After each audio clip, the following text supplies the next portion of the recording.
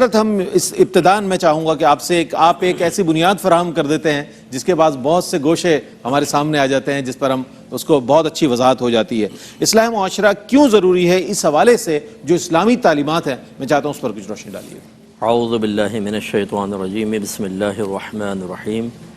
دیکھیں، اصلاح جو ہے وہ فساد کی ضد ہے، اسی سے اس کی اہمیت کا اندازہ ہوگا۔ اگر آپ اصلاح نہیں کریں گے تو فساد معرض وجود میں آئے گا، اور فساد سب کو ختم کر دیتا ہے۔ جہاں فساد پیدا ہو جائے، چاہے وہ شخصی فساد ہو، چاہے وہ گھریلو فساد ہو، چاہے وہ اجتماعی فساد ہو، ملکی لیول پر ہو، اپر لیول پر ہو، لوئر لیول پر ہو، آپ دیکھیں جہاں فساد پیدا ہوتا ہے وہاں بگاڑ ہے، اور وہاں پر آپس میں دلوں کی دوری، لڑائی جھگڑا، فتنہ فساد، قتل و غارت اور لا قانونیت جیسے تمام معاملات آ جاتے ہیں۔ اگر ہم قرآن و حدیث کو دیکھیں، اللہ تعالیٰ نے فرمایا کہ واللہ لا یحب الفساد، اللہ تعالیٰ فساد کو محبوب نہیں رکھتا۔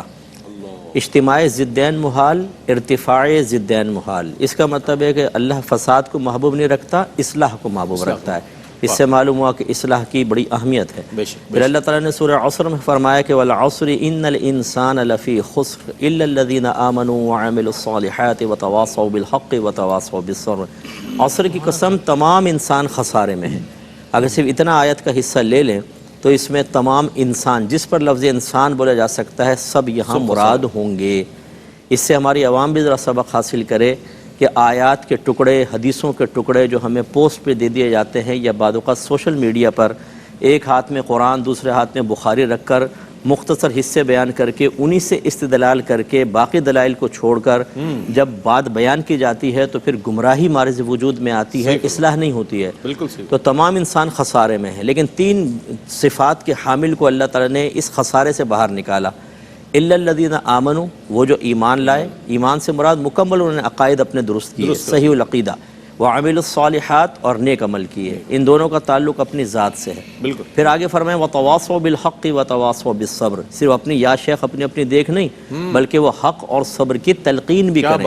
یہ تمام چیزیں آپ دیکھ لیں کہ جب ہم ایمان لاتے ہیں، اصلاح عقائد کرتے ہیں تو عقیدے کا فساد ختم ہوگا، اچھے عمل کریں گے تو برے عمل کا فساد ختم ہوگا، اور آپس میں نیکی کا حکم اور برائی سے روکیں گے تو پھر وہ خرابیاں ختم ہوتے جائیں گے، خوبصورت معاشرہ جنم لے گا، جیسے نبی کریم صلی اللہ علیہ وسلم کے دور مبارکہ میں تھا۔ ایک بخاری کی روایت عرض کر کے پھر میں بات ختم کرتا ہوں۔ نبی کریم صلی اللہ علیہ وسلم فرماتے ہیں کہ کچھ لوگ تھے جو جہاز میں سوار ہونے لگے، سفینے میں، تو انہوں نے آپس میں قرآن دازی کی کہ اوپری منزل پہ کون ہوگا، نیچے کچھ قرآن دازی کی۔ جو اوپر والے تھے اوپر چلے گئے، جن کا نام نہیں آیا تھا وہ نیچے آ گئے۔ اب وہ نیچے والے اپنی ہر ضرورت، خاص طور پہ پانی کے لیے سرکار نے فرمایا وہ اوپر والوں کے پاس جاتے اور پانی لیتے۔ تو ایک دفعہ آپس میں طے کرنے لگے کہ ہم بار بار اوپر والوں کو تکلیف دیتے ہیں، کیوں نہ اپنے حصے کے جو نچلا حصہ ہے اس میں ایک سوراخ کر لیں اور سمندر سے پانی لے لیں۔ تو سرکار ارشاد فرماتے ہیں اگر اوپر والے نہیں روکیں گے تو وہ بھی ہلاک ہوں گے، یہ بھی ہلاک ہوں گے، اور روک لیں گے تو یہ بھی نجات پائیں گے اور وہ بھی نجات پائیں گے۔ اور اس کے شروع میں سرکار نے کیا فرمایا، یہ مثال ان لوگوں کی ہے جو اللہ کی حدود پر قائم رہتے ہیں اور وہ جو اللہ کی حدود سے تجاوز کرتے ہیں۔ اس کا مطلب یہ ہوا کہ ہمیں سمجھایا جا رہا ہے کہ اگر کچھ لوگ یہ کہ ہم تو نمازی ہیں، ہم تو پرہیزگار ہیں، کوئی دوسرا کر رہا ہے تو ہم کیا کریں، اگر ان کو نہیں روکیں گے تو ان کی خرابیاں آپ تک ضرور پہنچیں گی اور ہلاکت اور تباہی ضرور مقدر بنے گی۔ اس لیے ضروری ہے کہ ہر شخص اپنے اطراف میں دیکھے اور اپنی ذات کے اعتبار سے دیکھے کہ وہ کس کس کی اصلاح کر سکتا ہے، کتنا اپنی ذات سے فساد کو دور کر سکتا ہے۔ کرے گا تو خود بھی نجات پائے گا اور دوسرا بھی، اگر نہیں کریں گے خود بھی ہلاک ہوں گے، دوسرے بھی ہلاک ہوں گے۔ واہ، کیا کہنے، سبحان۔ سورۃ العصر اور حضور علیہ السلام کی حدیث مبارکہ کے ساتھ آپ نے ایک بنیاد فراہم فرما دی۔ اصلاح معاشرہ بہت اہم موضوع ہے، اس کو ہمیں بہت سیریسلی، سنجیدگی کے ساتھ لینا چاہیے کہ آیا یہ جو آج ہم معاشرے میں بڑھتی ہوئی جو رسہ کشی ہے، جو چپکلشیں ہے، جو بگاڑ ہے، اور جو ایک بگاڑ پھیلتا چلا جا رہا ہے بہت تیزی سے، اس کے اسباب کیا ہیں اس پر بھی انشاءاللہ گفتگو کریں گے۔ اصلاح معاشرہ، ویسے تو حضرت جو معاشرتی برائیاں ہیں علامہ صاحب، ان کا سلسلہ تو ایک لامتناہی سلسلہ نظر آتا ہے، تو میں چاہتا ہوں اس کی جو چند اہم ترین جو خرابیاں ہیں ہمارے معاشرے کی، میں چاہتا ہوں اس پر کچھ روشنی ڈالیے گا۔ جی الحمدللہ رب العالمین والعاقبۃ للمتقین والصلاۃ والسلام علی سید الانبیاء والمرسلین۔ جیسے کہ قبلہ مفتی صاحب نے فرمایا کہ اصلاح کی جو اس کے جو ضد ہے وہ فساد ہے. اسی طرح جو اچھی چیزیں ہیں تعرف الاشیاء بازدادیہا اسے پہچانی جاتی ہیں. تو سب سے پہلے فرمایا کہ کیا چیزیں ہیں معاشرے کے اندر جو سب سے زیادہ بری ہیں. تو فرمایا سب سے زیادہ جو بری چیز ہے، قرآن مجید فرقان حمید نے سورہ بنی اسرائیل کے اندر بھی سورہ انعام کے اندر بھی ایک ترتیب سے چیزوں کو ذکر کیا. بالکل. اور اس پہ بھی رئیس پہ بنیادی طور پر ہمیں یہ چیزیں سمجھنی چاہیے کہ وہ کام جن کو رب تبارک و تعالیٰ خود منع فرما رہا ہے، اس کے حبیب علیہ السلام منع فرما رہے ہیں، اور جو لازم و ضروری ہے کہ انسان ان سے بچے. جی. تو فرمایا سب سے پہلے ہے کہ وَلَا تُشْرِكُوا بِهِ شَيْئًا، اللہ تبارک و تعالیٰ کے ساتھ کسی کو شریک نہ ٹھہراؤ. ان الشرک لظلم عظیم، بے شک ظلم عظیم ہے. اس کے بعد فرمایا کہ والدین کے ساتھ بھلائی کرو. وَقَضَىٰ رَبُّكَ أَلَّا تَعْبُدُوا إِلَّا إِيَّاهُ وَبِالْوَالِدَيْنِ إِحْسَانًا، رب تبارک و تعالیٰ. تو فرمایا کہ یہ تم پر لازم و ضروری ہے. تو عقوق الوالدین، والدین کی نافرمانی کرنا یہ گناہوں میں سے ایک بہت بڑا گناہ ہے. اسی طرح فرمایا کہ وَلَا تَقْتُلُوا أَوْلَادَكُمْ خَشْيَةَ إِمْلَاقٍ، اپنی اولاد کو اس خوف سے قتل کر دینا کہ بھائی یہ اولاد ہوگی، زمانہ جاہلیت کے اندر ایسا ہوتا تھا تو یہ کھائیں گے کہاں سے.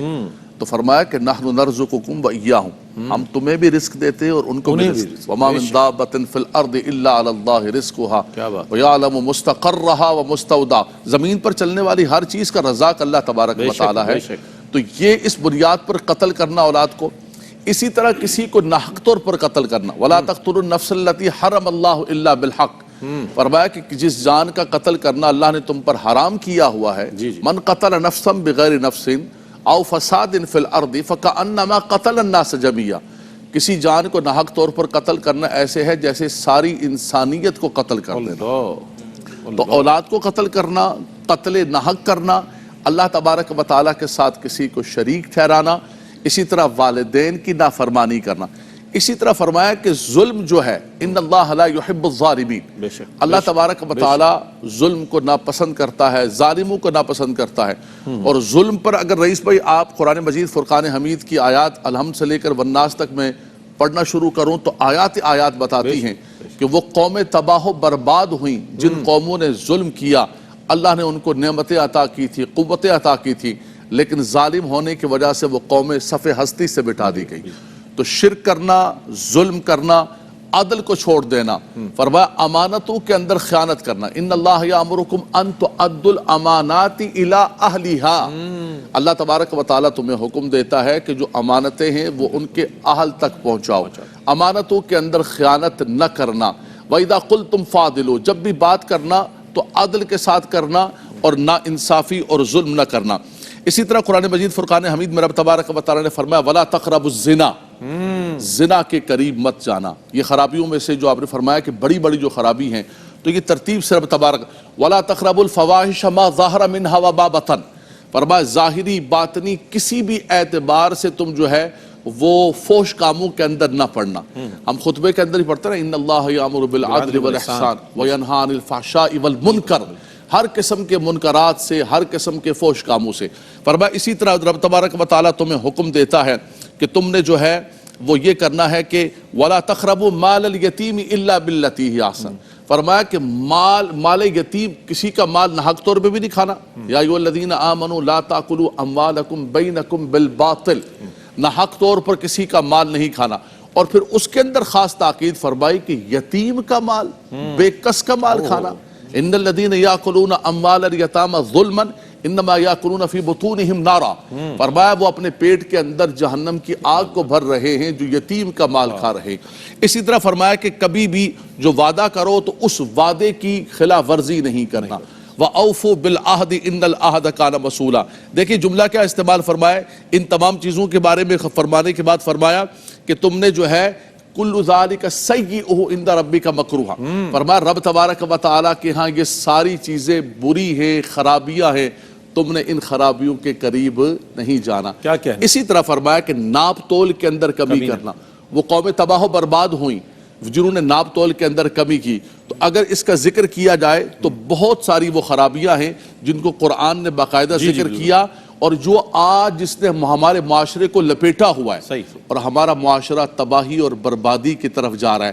اگر تم نے اپنے معاشرے کے حقیقی اصلاح کرنی ہے تو قرآن کو اٹھا لیں اور ان خرابیوں کو ختم کرنے کی کوشش کریں. وارثان محراب و منبر قرآن کو پڑھ پڑھ کے بتائیں کہ یہ چیزیں ہیں جو دیمک کی طرح ہمارے معاشرے کو کھا رہے ہیں. بہت اچھی بات آپ نے، قرآن نے پورا نصاب ترتیب دے دیا ہے، تمام اوامر و نواہی ہمارے سامنے موجود ہے. جس انداز میں یہ ترتیب سامنے آ رہی ہے کہ حقوق اللہ اور حقوق العباد، حقوق اللہ بھی بیان فرمائے گئے، جیسے کہ جستا جستا علامہ صاحب نے، پھر حقوق العباد میں بہت ساری چیزیں، پھر وہ خسائل اور وہ رذائل جن سے بچ جانا ہے، خسائل کو اختیار کرنا ہے، ان تمام چیزوں کے حوالے سے قرآن کریم نے مکمل تعلیمات دے دی. یہ الگ بات ہے کہ ہمارا قرآن سے وہ تعلق نہیں ہے جیسا کہ ایک بندہ مومن کا ہونا چاہیے. بہر صورت اس پر مزید کلام کریں گے، ایک مختصر سا وقفہ لے رہے ہیں، وقفے کے بعد حاضر ہوں گے، ہمارے ساتھ رہیے گا. جناب آپ کا خیر مقدم علم و علماء میں آج اصلاح معاشرہ موضوع ہے، اور علامہ مفتی محمد اکمل مدنی صاحب اور علامہ لیاقت حسین ازہری صاحب نے قرآن و حدیث کی روشنی میں وہ رہنما اصول بیان فرمائے کہ جو اصلاح معاشرے کے لیے ضروری ہے. میں سیرت طیبہ سے روشنی حاصل کیے بغیر کسی بندہ مومن کی زندگی مکمل نہیں ہو سکتی. اس اعتبار سے میں جاننا چاہوں گا علامہ حافظ اویس صاحب کہ سیرت طیبہ سے ہمیں کیا روشنی ملتی ہے اصلاح احوال کے حوالے سے، اصلاح معاشرہ کے حوالے سے، فرمائیے. بسم اللہ الرحمن الرحیم. جی یقیناً ہم بڑے اہم موضوع پہ بات کر رہے ہیں، اور یقیناً یہ قرآن کریم کا موضوع ہے کہ وہ اصلاح کی بات کرتا ہے. بے شک بے شک. قرآن کریم میں ہے کہ الا الذین تابوا واصلحوا، بے شک وہ لوگ جنہوں نے توبہ کی. صرف توبہ کافی نہیں ہے، واصلحوا، پھر اپنی اصلاح کی. جب آپ اصلاح کریں گے تو توبہ میں استقامت رہے گی. تو یہ قرآنی موضوع ہے، کہیں صلح کی بات ہے، کہیں صالحات کی بات ہے، کہیں اصلاح کی بات ہے. آپ صلی اللہ علیہ وسلم چونکہ آپ کا فرض منصبی جو تھا اصلاح تھا معاشرے کی، اس کے جو بنیادی اصول آپ صلی اللہ علیہ وسلم نے اپنائے، اس کا اگر ہم خلاصہ کر دیں وہ یہ تھا کہ آپ صلی اللہ علیہ وسلم نے معاشرے میں جو برائیاں دیکھیں، لوگوں کا مزاج دیکھا، وہ جو راسخ ہو چکی تھی چیزیں، تو آپ علیہ السلام نے یہ کیا کہ جو لوگوں کا زاویہ نگاہ تھا نا چیزوں کے بارے میں، اس کو تبدیل کر دیا آپ نے. جب آپ کسی چیز کو اچھا سمجھ رہے ہیں اور وہ بری چیز ہے تو آپ کو جتنا بھی کہا جائے آپ اس سے باز نہیں آئیں گے، لیکن اس چیز کے بارے میں اگر آپ کا نظریہ ہی چینج ہو جائے تو پھر آپ کو چھوڑنے میں ایک سیکنڈ بھی نہیں لگے گا. بالکل ایسے ہی. دیکھیں نا، آپ صلی اللہ علیہ وسلم نے آخرت کا عقیدہ کتنا بڑا عقیدہ تھا کافروں کے بارے میں.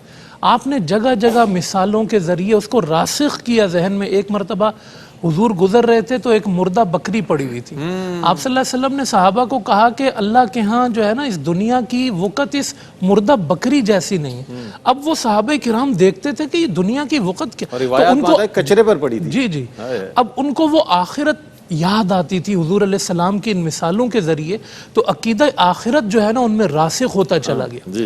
اسی طرح آپ دیکھیں گے کہ آپ صلی اللہ علیہ وسلم نے طاقت جو تھی نا اس معاشرے کے اندر طاقت کا استعمال، یہ بڑا جو ہے نا وہ ایک اہمیت کا حامل تھا.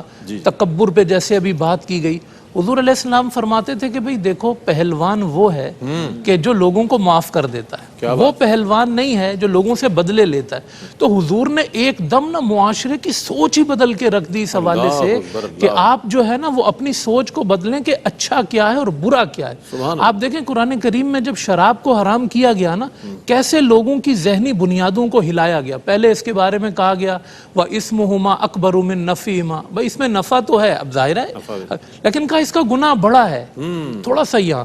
پھر کہا یار دیکھو آپ نماز پڑھتے ہو، نماز میں آپ نشے کی حالت میں ہو، کتنی بری بات ہے. یہ دوسرا جھٹکا تھا. تیسرے جھٹکے پہ آ کے کہا کہ اب اللہ نے اس چیز کو حرام کر دیا. تو قرآن اور حدیث اور سیرت نبوی صلی اللہ علیہ وسلم میں اگر ہم دیکھیں گے تو آپ کو یہ محسوس ہوگا کہ وہ کس طرح ذہنی سطح کو بدلتا ہے. ذہنی چیز آج بھی ہمارے معاشرے میں یہ چیز بڑی اہم ہے. ہم برائی کو برائی 100 دفعہ کہتے رہیں گے، لیکن وہ جو طبیعت میں چیز راسخ ہو گئی ہے نا، ذہنی تربیت نہیں ہے، تو وہ عادت کبھی چھوٹ نہیں پاتی ہے. اب دیکھیں حضور علیہ السلام کے پاس ایک شخص آیا، اب زنا بدکاری پہ جیسے ہم نے ابھی بات بھی کی، علامہ صاحب نے آیات بھی پڑھی. اب حضور اس بندے کو سمجھا رہے ہیں، ذہنی سطح بدل رہے ہیں. فرمایا کہ یہ بتاؤ کہ کوئی تمہاری بھی بہن ہے، تمہیں اس کے لیے پسند ہے؟ کہا نہیں. کہا تمہاری خالہ ہے، اس کے لیے پسند ہے؟ نہیں. پھپھو ہے، اس کے لیے پسند ہے؟ نہیں. فرمایا تو جب تم غلطی کرو گے تو وہ بھی تو کسی کی بہن ہے. اب یہ جو چیز ہے نا اس کا ذہن ہل کے رہ گیا. اس نے کہا یا رسول اللہ صلی اللہ علیہ وسلم میں اس سے توبہ کرتا ہوں. تو حضور علیہ السلام معاشرے کی اصلاح میں اس چیز کو یہ اہمیت دیتے تھے کہ لوگوں کے سامنے جو ہے نا بری چیز کی جو برائی ہے اس کو ذہن میں اتار دیا جائے اور اچھی چیز کی جو اچھائی ہے اس کو ذہنوں میں اتار دیا جائے. اور جب یہ چیز معاشرے میں آ گئی تو آپ دیکھیں پھر لوگ جن کے آگے سجدہ کرتے تھے ان بتوں کو کیسے اٹھا کے پھینکا ہے. بظاہر یہ ناممکن لگتا ہے لیکن حضور علیہ السلام نے جب اس کی شناعت بتائی تو پھر لوگوں نے ان بتوں کو اٹھا کے اپنے ہاتھوں سے توڑا ہے. وہ جو طاقت کا استعمال تھا وہی صحابہ کرام ایک درخت کے پاس سے جب گزرتے تھے جب اس درخت سے جدا ہوتے تھے پھر بھی ایک دوسرے کو سلام کرتے تھے کہ یار اتنی سی جدائی بھی اب برداشت نہیں ہوتی ہے. کہاں وہ ظلم کا ماحول وہ کتنی رافت میں تبدیل ہوا, وہ کتنی محبت میں تبدیل ہوا کہ آپ نے مواخات کی مثال دی. کہاں ایک قبیلہ ہزار سال کی دشمنی رکھنے والا کہاں وہ مطلب ایک سیکنڈ میں ان کو اپنے گھر میں اپنے کاروبار میں اپنے معاشرے میں ان کو ایکسس دے رہے ہیں, ان کو شامل کر رہے ہیں اپنے ساتھ. تو آج بھی اسی نہج پہ جو ہے نا وہ یہ کام ہونا چاہیے کہ یہ ہے سیرت طیبہ کی روشنی میں کہ ہر چیز کی حقیقت کو واضح کیا جائے اور لوگوں کی ذہنی سطح کے مطابق جو اصلاح معاشرہ ہے نا اس کو پیش کر دیا جائے. ایسی بات ہو کہ ایک انسان اپنی تنہائی میں بھی اس پر جا کر سوچتا رہے.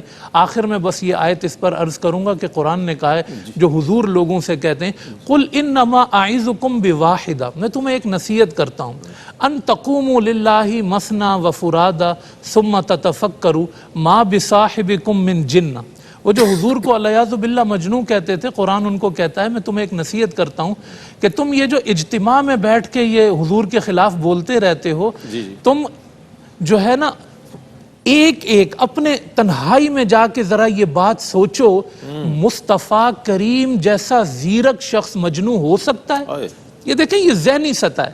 تو اب ہر بندہ جب اپنے گھر میں جا کے سوچنے لگا نا کہ یار ہم تو وہ محمد ہیں ہم ان کو کیوں ایسا کہتے ہیں, تو اس سے لوگوں کی ذہنی بنیادیں ہلی. یہ ہے قرآن کا طریقہ اور یہ ایک اصول ہے کہ جس کی بنیاد پر اس طرح کے اور کئی اصول اللہ کے رسول صلی اللہ علیہ وسلم نے اپنائے جس سے پورا معاشرہ جو ہے وہ تبدیل ہوا. کیا